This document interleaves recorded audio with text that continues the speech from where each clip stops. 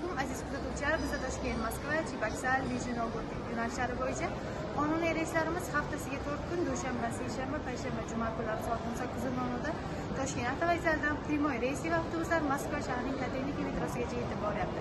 Sizga ham xuddi shunday ishonchli xizmatlarimiz kerak bo'lsa yoki joylaringizdan onlayn xarid qilmoqchi bo'lsangiz, ekranda ishonchli raqamlarga qo'ng'iroq qiling, tanlovda adashmang. Bundan tashqari Toshkentdan Brejnechili, Nijnikamsk yo'nalishlari bo'yicha ham bizda qonuniy reyslar bor. Seshanba, juma kunlari soat 18:00 da Toshkent avtovokzalidan reysli avtobuslar Kazan shahrigacha jo'nab ketadi. Ekrandagi ishonchli raqamlarga bog'lanishingiz mumkin. Bemalol biz sizni batafsil savollaringizga batafsilroq ma'lumot beramiz. Bizning avtobusimizda siz uchun yaratilgan barcha shart-sharoitlar, qulayliklar mavjud bo'lib, ikkita monitor, ikkita kuler, zaryadchik moslamalari, qishki yoz ishlaydigan konditsionerlar, bundan tashqari siz o'zingiz bilan 50 kilodan 60 kilogacha yuk olsangiz bo'ladi.